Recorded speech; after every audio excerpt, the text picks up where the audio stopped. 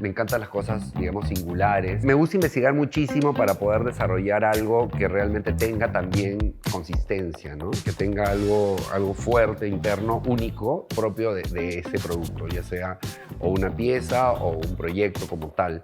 Creo que eso le da un valor único al producto que estás haciendo, ¿no? Sobre todo porque no hay otra repetición tal cual de esa historia en sí.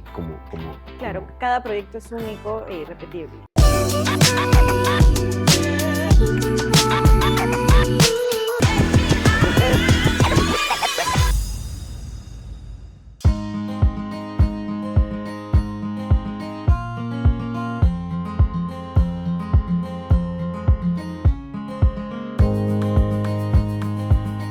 Bienvenidos a otro episodio de Diseño Sin Límites.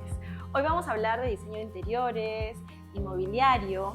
Hoy tengo el agrado de entrevistar a Diego Olivera. Él es ingeniero civil y diseñador de interiores. Y hoy vamos a saber más de su linda historia.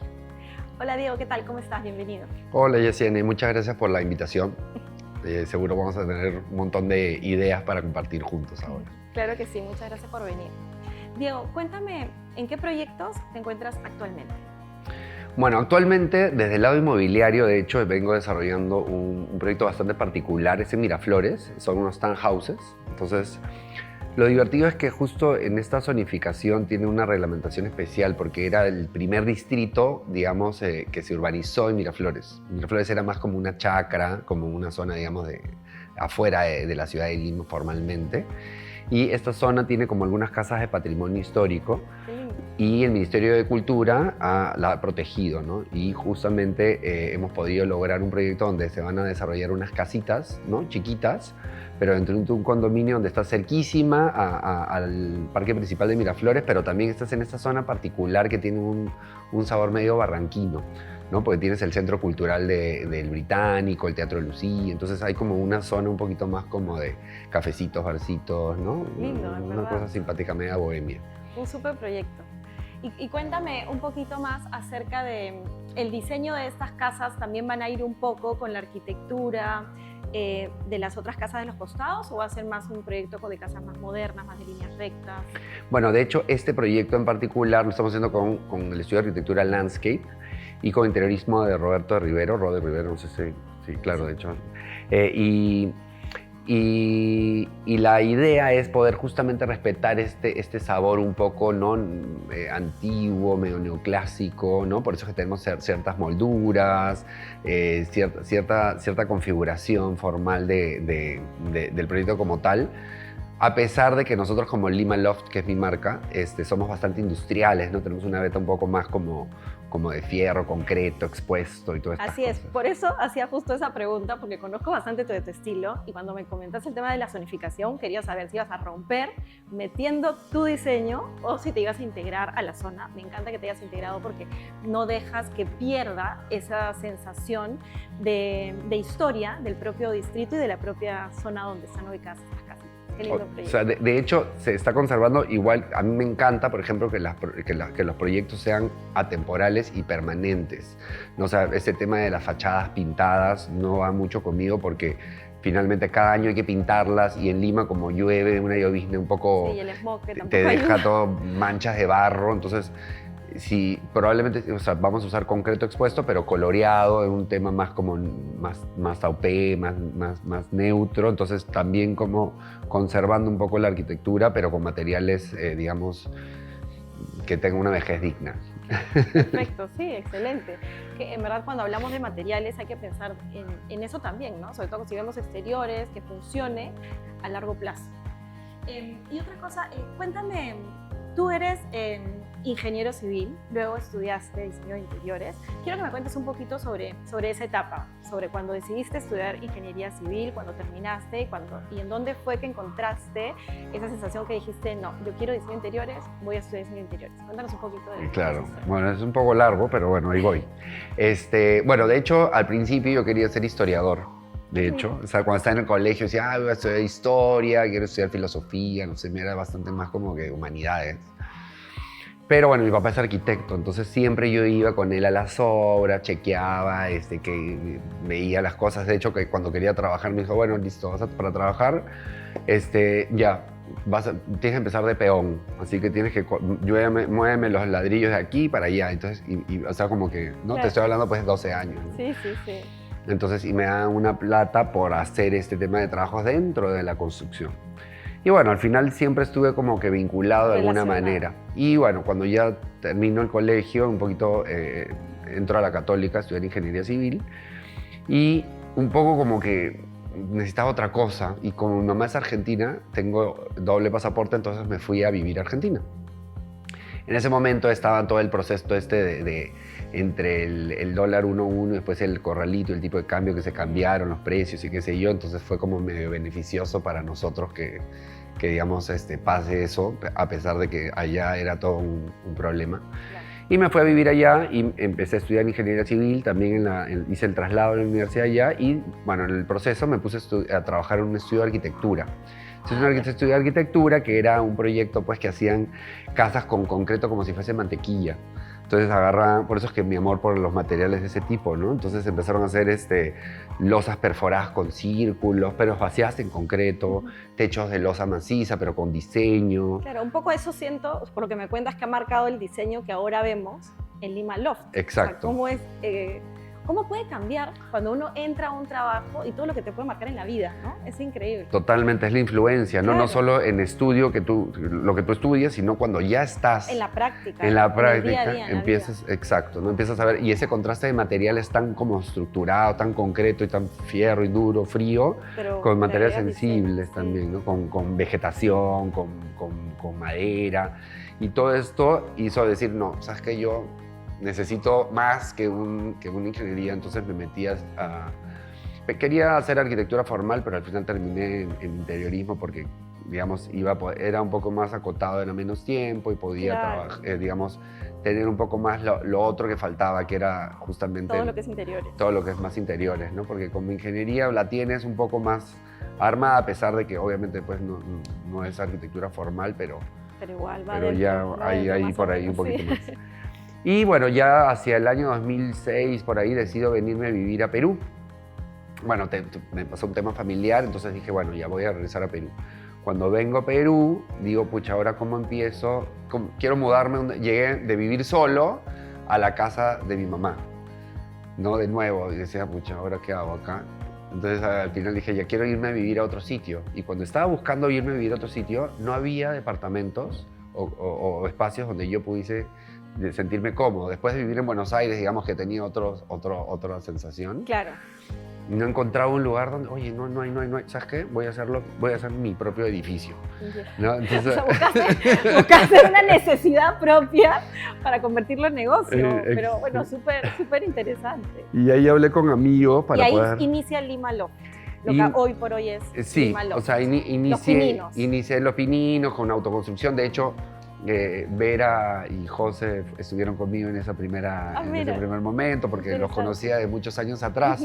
Entonces nos juntamos con, bueno, otras más personas y empezamos a hacer un primer como boceto de edificio. Y con esto de autoconstrucción, todos pagando su cuota mensual, así, para poder empezar a armarlo, empezamos a hacer nuestro primer proyecto. Y la verdad es que, claro, como fue justo en el boom de la construcción, todo empezó a subir, entonces se empezó a volver un negocio de verdad, ¿no? Rentable y bueno, claro. Y ahí ya nace Lima Loft. Y ahí ya nace como tal, exacto. Y como Lima Loft, ¿cuál ha sido tu proyecto más retador?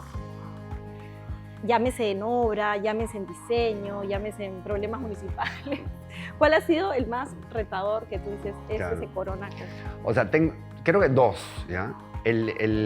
Uno en Casuarinas, que fue en el talud, en todo un talud, que era un proyecto bastante importante, ¿no? Porque eran departamentos pues, de 300, 400 metros, y eran todo en un talud completo. Entonces, la geometría fue como complicada porque yo era novato, ¿no? También. O sea, era como que, oye, no.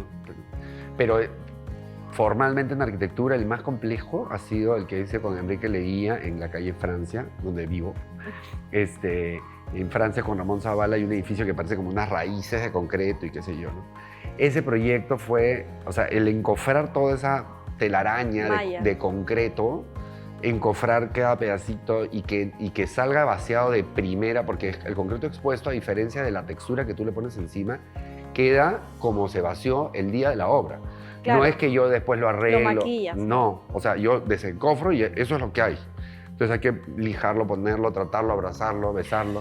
Tener que cuidarlo muy bien, ¿no? Porque es lo que va a durar. Pero el diseño ya queda, claro. Entonces, esa geometría, armarla en todos los 7, 8 pisos, fue bastante, porque tenía que forrar cada cosita en cartón, amarrarla, no sé qué. Claro. ¿no? Y sobre todo el seguimiento de todas las personas involucradas para lograrlo, la cantidad de maestros involucrados. Por supuesto, todas las disciplinas. Bueno, en general los proyectos inmobiliarios van por ahí, ¿no? Sí. Eso estoy haciendo con Lima Loft y con Lima Interiors, que es mi estudio de diseño. Justo estoy haciendo, bueno, hago varias casitas y cosas, digamos, de remodelaciones, pero particularmente estoy haciendo una terraza en el centro de Lima, justo con mi socia, que es Fiorella Consiglieri, y estamos haciendo una intervención en el último piso del Club Unión. Y vamos a tener una terraza, ya estamos, digamos, prácticamente con todo el proyecto y permisos, y vamos a hacer la primera terraza de Lima, que va a tener vistas al centro, a la catedral, a la plaza de armas. Claro, por la ubicación, qué interesante. No, y es espectacular, ¿no? O sea, son casi más de 1000 metros cuadrados. Y claro, hemos tenido que trabajar mucho con ProLima y con todos los planos previos de cómo era inicialmente el proyecto. Pero la verdad es que la terraza, bueno, esperemos que para el verano esté ya operativa, ¿no? Así Claro que contento sí. con eso. Qué proyecto tan interesante, felicitaciones. Gracias. Y cuéntame un poco de ti. ¿Cuáles son tus hobbies? ¿Qué es lo que haces cuando no estás en Lima Interiors, en Lima Loft? Bueno, puntualmente, fuera de un poco, a mí me encanta hacer ejercicio, correr un poco, ¿no? También hago ciclo, hago barré, ¿no? Ese tipo de cosas, porque me desestresa. Yo hago cycling también, sí, a mí también. Mi, digamos, fascinación también va por la tierra, y es por eso que me puse a hacer cerámica, porque siento de que canalizas tu energía y la puedes soltar en la tierra, y la tierra es como que te genera un neutro, ¿no? Viste que en la corriente pones polo positivo, negativo y el neutro para descargar la energía. Bueno, Sí. para mí la cerámica es eso, te descarga la energía, el celular no lo tienes, estás con las manos en la masa, Literal. y vas creando y vas pensando en ese proceso, ¿no? Es una pausa personal propia, íntima para uno, ¿no? Que es súper, súper rico porque, digamos, hace un momento especial.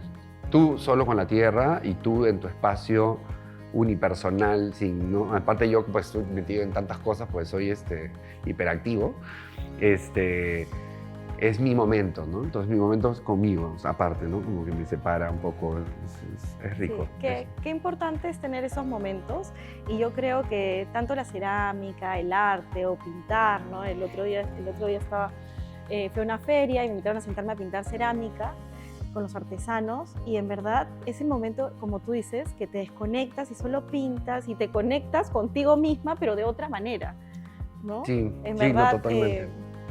todos los que estamos relacionados al arte, creo que nos encanta también este tipo de actividades donde también podemos explotar nuestra creatividad y plasmarla, y sobre todo desconectarnos de nuestro día a día, que es un poco caótico muchas veces. Ahora cuéntame, ¿cómo nace la inspiración para cada uno de tus proyectos?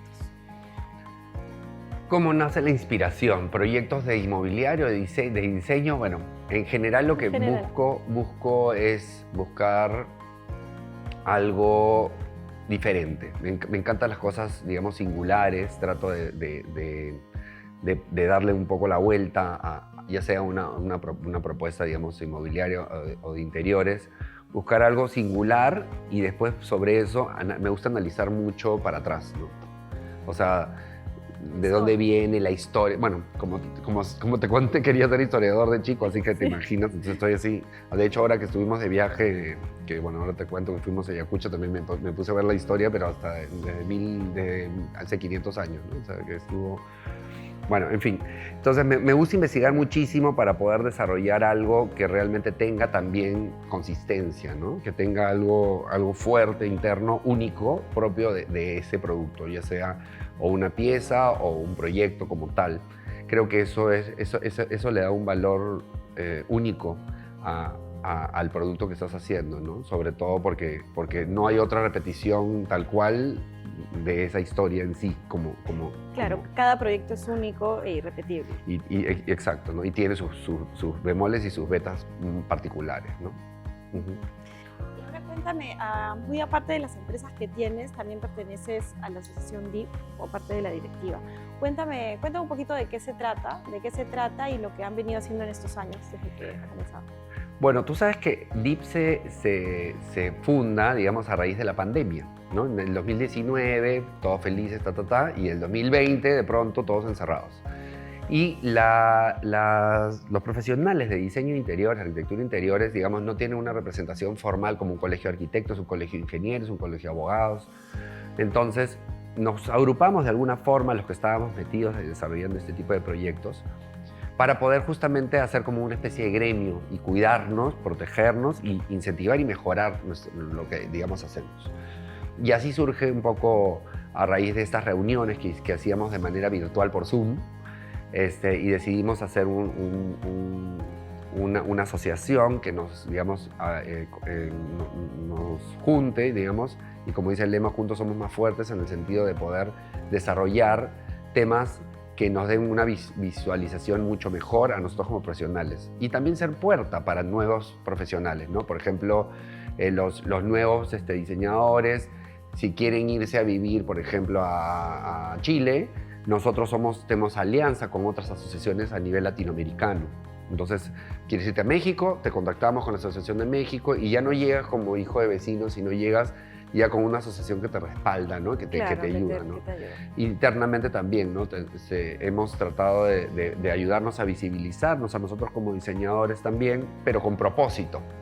Y justo es así que se ha podido lograr una alianza con la Beneficencia de Lima y nosotros recuperamos unas casas que ellos nos dan de manera gratuita, porque nosotros somos una asociación sin fines de lucro y que lo que queremos es básicamente aportar un poquito de arena de lo que nosotros sabemos hacer a el país, ¿no? Porque, digamos, todos tenemos nuestros negocios y nuestras cosas y eso es como un extra, que es un esfuerzo gigantesco, pero que realmente hace huella y que podemos de pedacitos hacer un real cambio, como lo hemos hecho, ¿no? O sea, de hecho, hace un par de años empezamos un proyecto en la Casa Vilela, que fue la recuperación de una casa en Conde de Superunda, y esta casa ahora va a ser un museo y lo alquiló el patronato de Lima.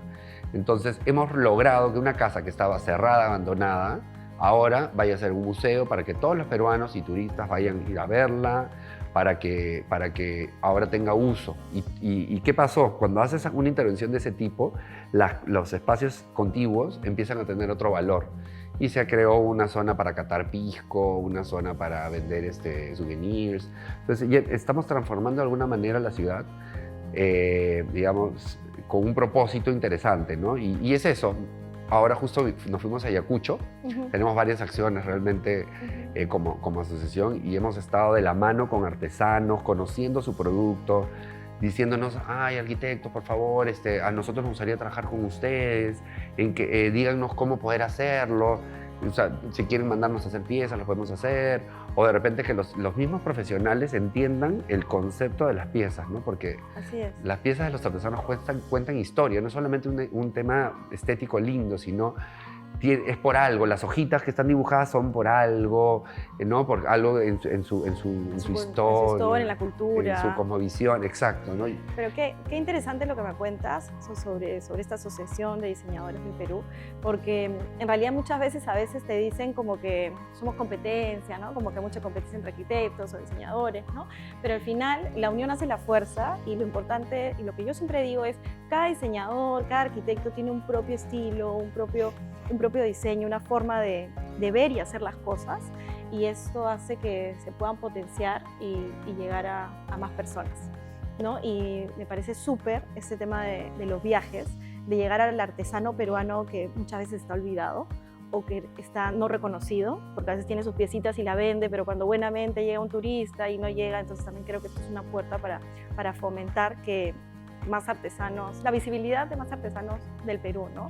O sea, no solamente en el Perú, sino también al mundo, ¿no? Ojalá. No, claro, y que tengan su nombre, porque claro, también ahora la competencia es, oye, eso es lindo, hacemos algo en conjunto, pero no es que yo, diseñador, arquitecto, te mando a hacer esa pieza.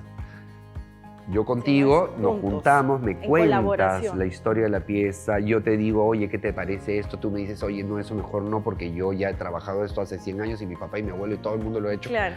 Entonces, ¿no? Es hacer algo en conjunto. Y cuando yo lo vendo, no es que yo lo hice. Yo lo hice con esta persona, ¿no? Entonces claro, ya tiene un nombre también, porque es un artista, ¿no? Claro, es un claro artista que que sí. va de la mano. Como Entonces, tantas artesanas tejedoras también, que se unen exacto. con marcas de zapatillas o con marca de ropa, ¿no? En verdad es súper interesante, importante, y en verdad lo felicito por esta asociación, por dar a conocer a los artesanos y sobre todo unir también a más diseñadores a que sean parte de este proyecto, ¿no? Y justamente hablando de asociaciones y de proyectos, nosotros en Perú somos potencia gastronómica. ¿Qué consideras que nos falta para ser potencia en diseño y arquitectura? Bueno, de en hecho, el país, ¿no? sí, claro. O sea, de hecho, justo creo que estamos en esos primeros peldaños, ¿no? Tratando de...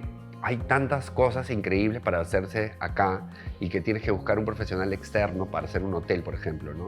Un arquitecto externo para hacer un hotel acá en Perú o qué sé yo, que justamente acciones como la nuestra, como esta asociación que nosotros estamos haciendo, que en definitiva es para nada competencia, justamente nutrirnos Claro. para poder generar una posición donde decir, oye, necesitas un diseñador, anda a la asociación y ahí hay millones, busca a quien Claro. que funcione para ti, Para tu estilo, para tu estilo. claro. Porque hay mucha gente que no entiende, oye, quiero remodelar mi casa, por ejemplo, ¿no?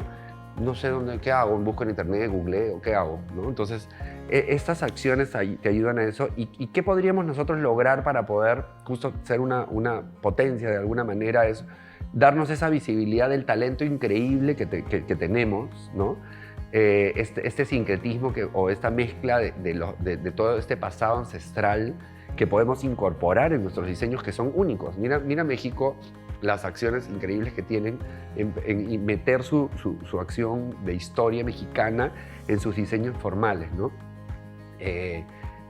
Nosotros como país todavía nos falta bastante por aterrizar porque, claro, obras emblemáticas, sin entrar en temas particulares, digamos, pero obras emblemáticas del país, ¿no? como grandes espacios, deberían ser, digamos, peruanos, ¿no? Deberían respirar peruanidad, no solamente ser un espacio lindo, moderno, sino debería tener, digamos, identidad, ¿no? Estamos entrando a diseño.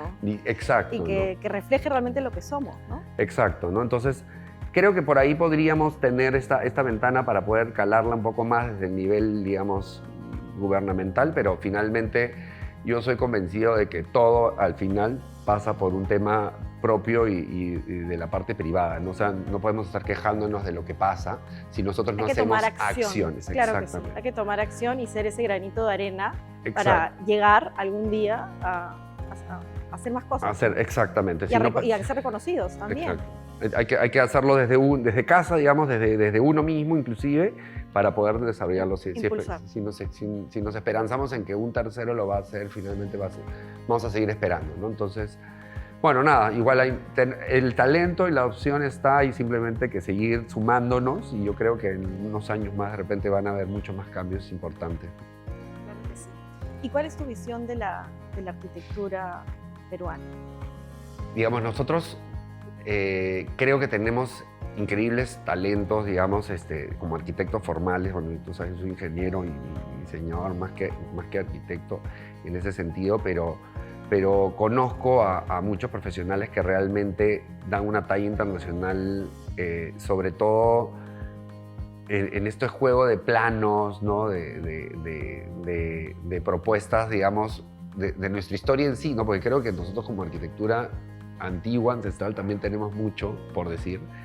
Y lamentablemente de manera urbanística no hemos podido conseguirlo, pero mal que bien yo soy convencido de que un proyecto bien hecho arquitectónicamente en una cuadra fea hace que la cuadra sea otra cuadra.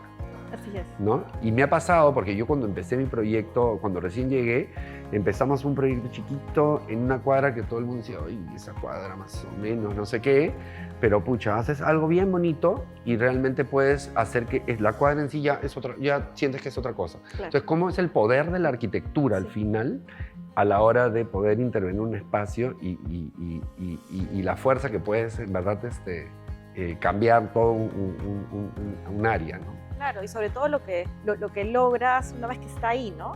Porque las personas caminan y se dan cuenta, ¿no? O muchas veces te dicen, sí, no sé, en la esquina donde está el edificio tal, ¿no? Porque a su manera, ¿no? Le ponen un nombre, no sé, el edificio de las curvas, el edificio de las raíces, ¿no? Claro. Pero ya se vuelven en hasta elementos icónicos dentro de la cuadra o hasta del distrito. Del distrito, exacto. ¿No? Eso es increíble cómo con arquitectura, interiorismo, paisajismo podemos cambiarle.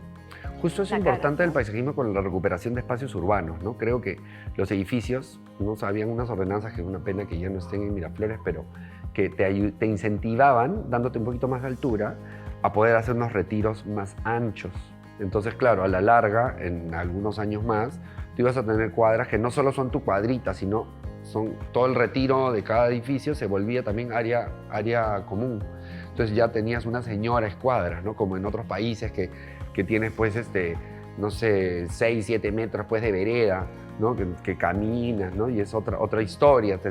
Es más como una intención de que el peatón disfrute su espacio, su entorno, que no todo es auto, que no todo es, ¿no? Sino que puedes caminar, una ciudad caminable, lindo, ¿no? O sea, que puedas disfrutar, irte ¿no? O sea, más esa historia. Claro, que te abrace más, ¿no? Porque a veces caminas y ya ni espacio para caminar tienes en algunas veredas súper angostas, ¿no? Sí. Y es distinto cuando caminas y tienes un gran árbol, tienes todo un espacio de vereda para caminar, para conversar con varias personas al costado. Exacto, ¿no? ¿no? Sí, es totalmente distinto. Y la experiencia de caminar un domingo cambia te totalmente. Te da hasta ganas de salir a caminar. Sí, claro que Entonces, sí. Es otra historia. Pero creo que ese aporte también de paisajismo es importante. Sobre todo en Lima, que somos tan poco, o sea, que no llueve, ¿no? Que no tenemos tantas limitantes. Claro, no es como en Brasil que tiras una semilla y aparece un árbol. Sí.